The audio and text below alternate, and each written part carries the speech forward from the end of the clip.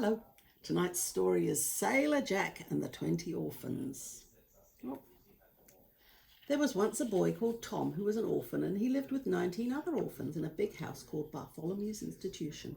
They had no father, only a board of governors. And there was once a sailor called Jack who had sailed all around the seven seas 7 times. Tom and Jack met on a wharf where they liked to sit. They dangled their legs over the edge. Tom loved listening to stories and Jack loved telling them, so they got on very well. The story Tom liked best was when Jack told how he'd fought a terrible giant oyster and how he'd become captured by the Monkey King. Tom listened as if he had 10 ears to keep busy instead of only 2. At the time Jack was talking, the tide came up and trying to get at their dangling feet, and they didn't even notice.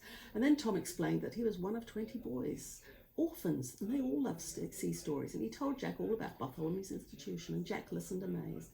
"It sounds a poor life to me," he said at last. "I'll tell you what, I've always had a fancy to adopt some boys to be my sons and listen to my stories. Now, it seems to me that 20 is a good satisfying number. I'll save up my money, and this time next year I'll come back and adopt you all. How's that for an idea?" "It's a splendid idea," said Tom. "The best you ever had. I will meet you here in a year's time, and I'll bring the other orphans too, and then you can adopt us and we'll all go to sea together." Hardly had they settled this than the tide slopped into their shoes, so they knew it was time to say goodbye. They shook hands and each went their own way after promising once more to meet there in a year's time. Well, how does a poor sailor like Jack get enough money to adopt 20 orphans? He becomes a dashing pirate, and that's what Jack did. He joined one of the wildest crews that ever flew the Jolly Roger. Unfortunately, though he got on well with saving his money, he got on badly with the pirates, and they were a slouchy, grubby lot, and though they were brave and bold at fighting with swords, the thought of soap and water would make them turn as pale as cheese. Jack, of course, was smart and polite, and he washed at least once a day. Then, too, the pirates spent all their money in a wasteful and reckless fashion, whereas Jack saved his, hoping to get enough to adopt his 20 orphans. One day the pirate captain came up and said to Jack, "Jack, you son of a sea cook, it seems to me your heart isn't in the work. Why don't you spend your money in wild and riotous living like a pirate should, instead of hoarding it like a magpie or a landlubber in that suitcase under your bunk?" "Ah, well, I'm saving it for this and that," said Jack. "Notably, I have in mind to adopt 20 orphan boys to be my sons." The pirate's captain's mouth fell open, and he was so put about with surprise he couldn't speak.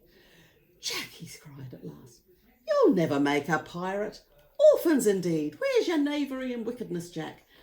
We'll have to maroon you. Sorry. No one's more sorry than me, but it's one of the pirate rules." "I'm always willing to keep the rules, Captain," said Jack smartly, "no matter how much discomfort it may mean to me personally. Marooning means that a sailor is left alone on an island with nothing but his clothes, some salt pork and a box of matches. On the first island they came to, pirates marooned Jack, taking his share of the treasure away with him. He was left alone in the strangest little island in the world. It was strange because it had long and pointed little island, and because it had one tall palm tree on it. And it was strange because although it only had one palm tree, it had 50 monkeys. And they leapt and chattered at Jack, and they followed him everywhere. Lastly, it was strange because at the top of the palm tree perched an old pole parrot with a telescope under its wing, which isn't a thing that you find on most islands. "Well," said Jack, "I've sailed the 7 seas 7 times and never seen such an island." And night fell, and it was so cold that Jack felt his bones were turning to ice. How does a freezing sailor warm himself up? He dances the hornpipe up and down the beach and sings a sea shanty. So that's what Jack did. Faster and faster he danced, and as he did, he thought he felt the island rock beneath him, though it was as light of foot and as nimble as a sea cook's cat. Now that's odd, Jack thought. Islands shouldn't rock as easily as that. And as he thought this, he was surprised to hear a deep voice call, "Who is that? Who's doing heel and toe? Make my island rocking go." Jack answered quickly and grammatically, "It is I, good sailor John, trying to keep my trotters warm."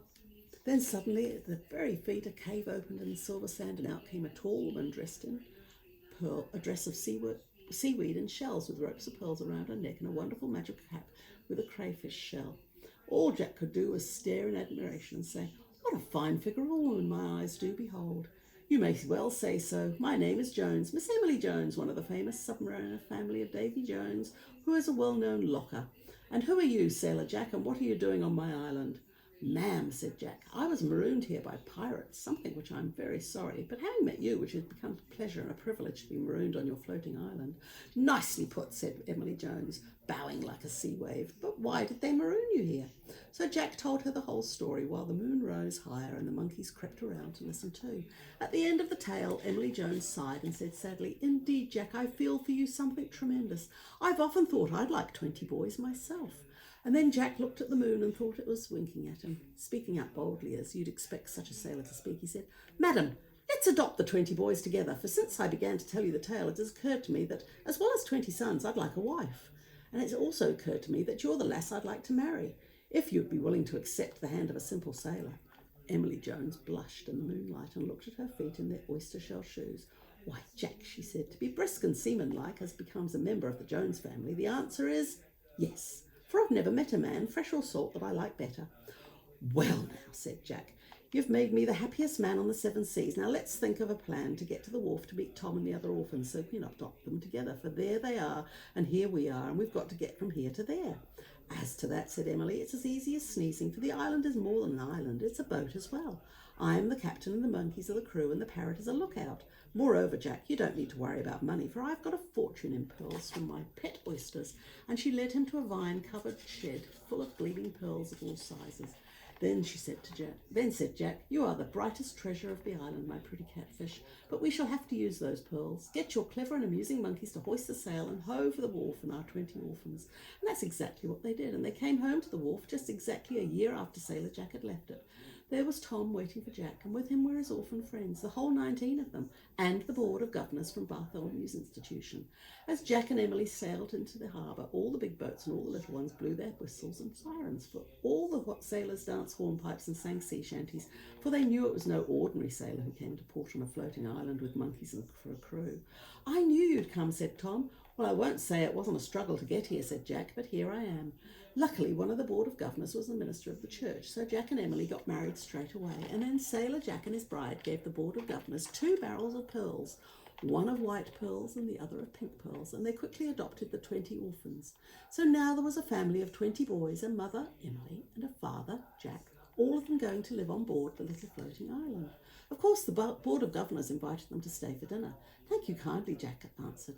But me and my new wife, Emily, we must get out on our honeymoon with our 20 boys. We're going to have adventures such as you've never dreamed of, aren't we, Emily? Aren't we, Tom? We are, said Emily and Tom both firmly. And so are we, shouted all 19 boys. They're a family. Night, night. God bless. Me hearties.